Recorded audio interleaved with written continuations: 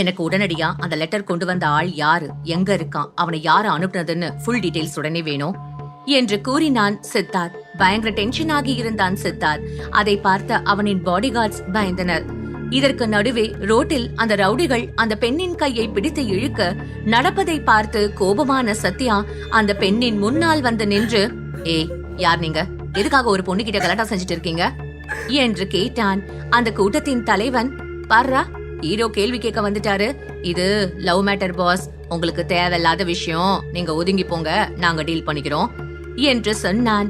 அவன் சொன்னதை கேட்டு குழப்பத்துடன் சத்யா அந்த பெண்ணை பார்க்க அந்த பெண் இல்லை என்பது போல தலையசைத்தாள். அவளது சைகையை புரிந்து கொண்ட சத்யா, அந்த பொண்ணு லவ் பண்றதே என்னதான், அதனால இந்த லவ் மேட்டரை நீங்க என்கிட்ட கூட டீல் பண்ணலாம் என்று சொல்லி அவன் சட்டை காலரை மடித்து விட்டான். தூரத்தில் இருந்த அனன்யா சற்று பயந்தவள், அடே சத்யா, நடிக்க சொல்லிதானடா சொன்ன, இவன் பேசுறத பார்த்தா சண்டை நிச்சயம் நடக்கும் போல இருக்கே, குறுக்க போய் காப்பாத்தலாமா, வேணாம், சத்யா என்ன செய்யறான்னு பாப்போம் என்று தொடர்ந்து வீடியோ எடுத்தாள். பாரா மச்சான், நம்ம தேடி வந்த ஆளு இங்க இருக்கு, இவன் அடிச்சா அவ அழுவாடா என்று சொல்லிக்கொண்டே ஒருவன் கை ஓங்க அவனின் கையை பிடித்து மூக்கில் ஒரு குத்து விட்டான் சத்யா. அதில் சுருண்டு போய் ஒரு அடி தள்ளி விழுந்தான் அந்த நபர். பிறகு மீதமுள்ள ஆட்கள் ஒன்று சேர்ந்து சத்யாவை தாக்க ஏற்கனவே சினிமாவிற்காக சண்டை பயிற்சி கற்றிருந்த சத்யா அவர்களை ஒரு வழி செய்து விட்டான்.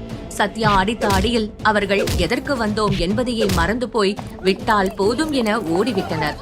அந்த ரவுடி ஆட்கள் ஓடியதும் நிம்மதி பெருமூச்சு விட்ட அந்த பெண் சத்யாவின் கையை பிடித்து, ப்ரோ ரொம்ப தேங்க்ஸ், நீங்க மட்டும் இல்லனா இந்நேரம் என்ன நடந்திருக்குமோ, சண்டை போட்டு ஹெல்ப் பண்ணதுக்கு ரொம்ப தேங்க்ஸ், இந்த உதவியை நான் எப்பவுமே மறக்க மாட்டேன் என்று நன்றி தெரிவித்தாள். ரீல் செய்ய வந்த இடத்தில் பிரச்சனையை தட்டி கேட்ட சத்யாவுக்கு இப்பொழுதுதான் அனன்யாவின் ஞாபகம் வர, ஐயோ நான் எதுக்கு வந்தேன், இப்ப என்ன பண்ணிட்டு இருக்கேன், எனக்கு ஒரு முக்கியமான வேலை இருக்கு, பாய் என்று அந்த பெண்ணிடம் சொல்லிவிட்டு வேகமாக மறைந்திருந்து வீடியோ எடுத்த அனன்யாவிடம் வந்தான்.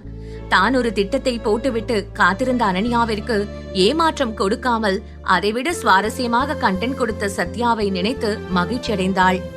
சாரி மேடம், நீங்க எதிர்பார்த்த மாதிரி ரீல்ஸ் பண்ண முடியாம போயிடுச்சு, உங்களை ரொம்ப டிசப்பாயிண்ட் பண்ணிட்டேன், அந்த பொண்ணை கலாட்டா செய்யும் போது மனசு கேட்கல, அதான் ஹெல்ப் பண்ண வேண்டியதா போச்சு, நாம வேணும்னா வேற லொகேஷன்ல ட்ரை பண்ணலாமா என்று பேசினான்.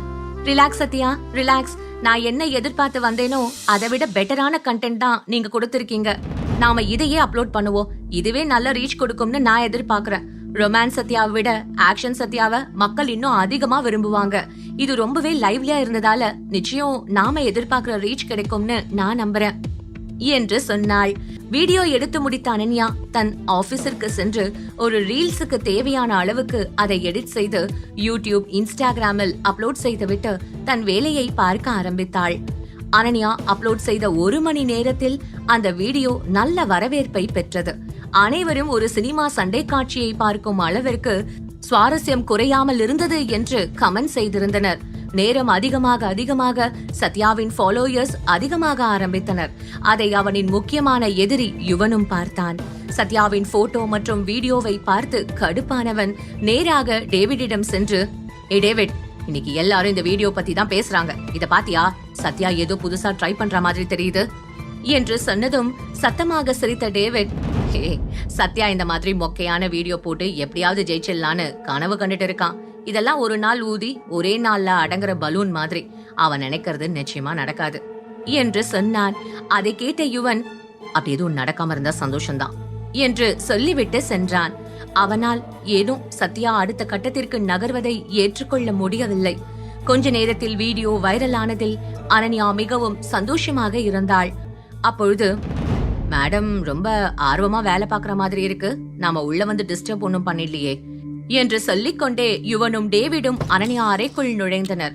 குரல் கேட்டதுமே வந்திருப்பது யார் என்பதை புரிந்து கொண்ட அனன்யா அவர்களின் பேச்சில் ஆர்வம் காட்டாமல் தன் வேலையை தொடர, டேவிட் அவளை மீண்டும் சீண்டும் விதமாக, சூரிய வம்சம் படம் மாதிரி ஒரே ரீல்ஸ்ல பெரிய பணக்காரனாகி கார் பங்களான்னு வாங்கி நிக்க வைக்க இடம் தேடிட்டு இருக்காங்களோ என்னவோ என்று கிண்டல் செய்தான். அதே நேரம் சரியாக சத்யா அனன்யா அலுவலகத்திற்குள் நுழைய, பாரா ஹீரோயின் கிட்ட பேச வரும்போது நேரா ஹீரோ என்ட்ரி கொடுத்துட்டாரு என்று சத்யாவையும் சேர்த்து சீண்டினான் டேவிட். அனன்யாவை கேலி செய்வதை கண்டதும் பொங்கி எழுந்த சத்யா, டேவிட் மரியாதையா இதோட நிறுத்திக்கோ. மேடமை பத்தி தப்பா ஏதாவது பேசினா அதுக்கு மேல நான் சும்மா இருக்க மாட்டேன். பல்ல தட்டி கையில கொடுத்துடுவேன் என்று எச்சரித்தான். என்ன ஹீரோ சார், இப்பதான் ஒரு ஃபைட் சீன் முடிச்சீங்க, அதோட எனர்ஜி இன்னும் குறையலையா? அதுக்குள்ள இங்க வந்து ஹீரோயிசம் காட்டுறீங்க. ஒருவேளை மேடம் எங்கேயும் ஏதாவது கேமரா வச்சிருப்பாங்களோ என்று டேவிட் கேட்க, அட என்ன டேவிட், இங்கேயே இருக்கிற, இந்த விஷயம் கூட உனக்கு தெரியாதா? இவங்க 2 பேருக்கும் நடுவுல தான் ஒரு படமே எடுக்கிற அளவுக்கு லவ் ஸ்டோரி ஓடிட்டு இருக்கே. அதான் 2 பேரும் எப்பவும் ஒன்னா சுத்துறாங்க என்று சொன்னான் யுவன். அதை கேட்ட டேவிட், ஓ கதை அப்படி போகுதா என்று சொல்ல, அதை கேட்ட அனன்யாவிற்கு கோபம் தலைக்கேறியது. ஆனாலும் தன் உணர்வுகளை அடக்கி கொண்டவள், இங்க பாருங்க மிஸ்டர் டேவிட், உங்க கற்பனை வளத்தை எல்லாம் வேலையில காட்டினா நிறைய காசு பார்க்கலாம் என்று அவர்களை வெளியே போக சொல்லி சொல்லாமல் சொன்னாள். எதை பேசினாலும் அதற்கு சரியான பதிலடி கொடுக்கும் அனன்யாவிற்கு இதற்கு மேல் எதுவும் பேச முடியாது என்று நினைத்து யுவனும் டேவிடும் அந்த இடத்தை விட்டு நகர்ந்து சென்றனர். டேவிட் வந்ததில் எரிச்சலான அனன்யா சிறிது நேரம் பால்கனியில் நின்று சத்யாவுடன் பேசிய அனன்யா இந்த வீடியோ ட்ரெண்ட் ஆனதும் அடுத்து செய்ய வேண்டிய வேலையை குறித்து சத்யாவிடம் பேசினாள். அவள் பேசி முடித்ததும் சத்யா அங்கிருந்து சென்றுவிட மீண்டும் தன் கேபினுக்கு திரும்பிய அனன்யா வேலையை பற்றியே யோசித்துக் கொண்டு வர தெரியாமல் எதிரில் வந்த நபர் மீது மோதினாள். தான் செய்த தவறுக்கு மன்னிப்பு கேட்க நினைக்கும் போது, ஏய் உனக்கு கொஞ்சம் கூட அறிவில்லையா? இப்படியா ஆள் எதிரில வர்றது கூட தெரியாம அடிப்பாங்க என்று ஒரு குரல் கேட்டது. இங்க பாருங்க மிஸ்டர், தெரியாம அடிச்சிட்டேன், எதுக்காக அனாவசியமா பேசுறீங்க என்று கேட்டாள். தன்னை யாரோ இடித்த எரிச்சலில் இருந்த விஷால் ஒரு அழகிய பெண் குரல் கேட்டதும் நிமிர்ந்து பார்க்க அனன்யா அழகில் மயங்கி போனவன், அடடா இவ்ளோ அழகான ஒரு மாடல நம்ம கம்பெனில வேலைக்கு சேர்த்தத பத்தி எவனும் மூச்சு விடலையே, இவ எப்படி நம்ம கண்ல மாட்டாம இருந்தா என்று தனக்குள் நினைத்து கொண்டவன், சாரி மேம், ஏதோ டென்ஷன்ல அப்படி பேசிட்டேன். ஆமா யார் நீங்க, இங்க வேலை பாக்குறீங்களா என்று கேட்டான். எஸ், நான் இங்கதான் வேலை பாக்குறேன் என்றாள் அனன்யா. அதை கேட்ட விஷால் மர்மமான புன்னகையுடன், நான் யாருன்னு தெரியுமா உங்களுக்கு என்று கேட்டான். யாரும் சுற்றி வளைத்து பேசுவது பிடிக்காத அனன்யா, இங்க பாருங்க மிஸ்டர், இப்ப நீங்க யாரு என்னன்னு தெரிஞ்சுக்கிற அளவுக்கு எனக்கு டைம் இல்ல, என்னோட வழியை விட்டா நான் கிளம்புவேன் என்று பட்டும் படாமல் பதில் சொன்னாள். என்னால உங்க டைம் வேஸ்ட் ஆக வேண்டாம், நீங்க உங்க வேலையை பாருங்க, நான் யாரு என்னன்னு உங்களுக்கு போக போக தெரியும் என்று சொல்லிவிட்டு நகர்ந்து விட்டான் விஷால். விஷாலை பற்றி கவலைப்படாத அனன்யா வேகமாக தன் வீட்டிற்கு திரும்பினாள்.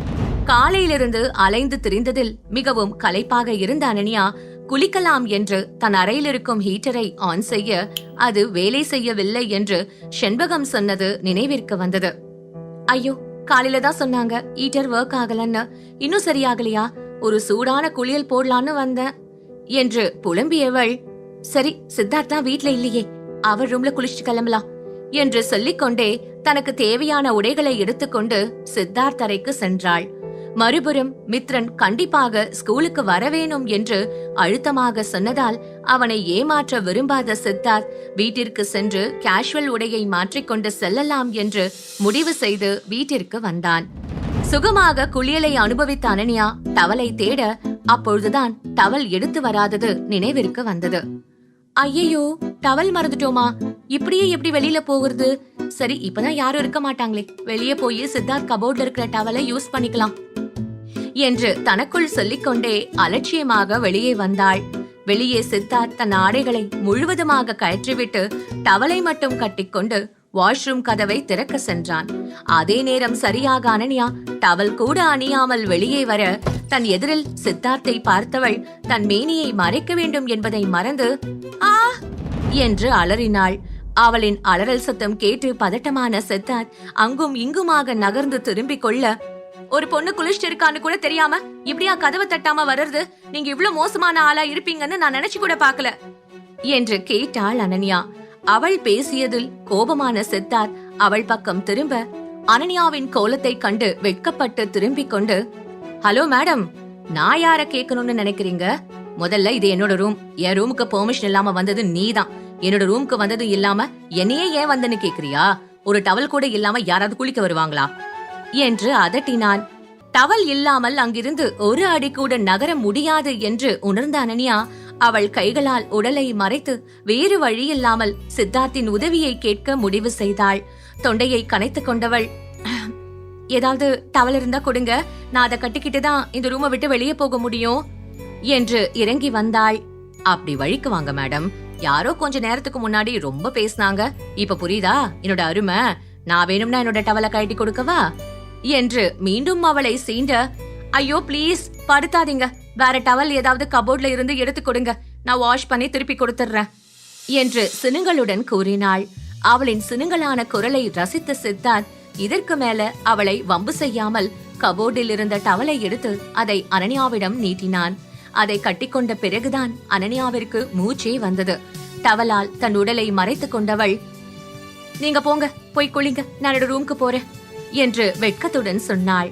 அவளின் குரலில் தெரிந்த வெட்கத்தை உணர்ந்த சித்தார்த் அவளை நெருங்கி செல்ல, அதில் பதட்டமான அனன்யா 2 அடி பின்னோக்கி நகர்ந்தாள். ஈரமான அவளின் கால் மார்பிள்ஸ் தரையில் வழுக்க சரிந்து விழப்போனவளை தாங்கி பிடித்த சித்தார்த் அவளை மேலும் நெருங்க, அவனின் மூச்சு காற்று அவள் கழுத்தில் பட்டதும் உடல் சிலிர்த்து போனாள். இந்த உணர்வுகள் என்னவென்று புரிந்து கொள்ளும் நிலையில் இருவரும் இல்லை. சித்தார்த் அனன்யாவை நெருங்கி சென்று அவளின் காதோரமாக ரகசியமான குரலில், இங்கேயே ட்ரெஸ் மாத்திக்கோ, நான் வெளியே வெயிட் பண்றேன் என்று சொல்லிவிட்டு டவலுடன் தன் அறையை விட்டு வெளியேறினான்.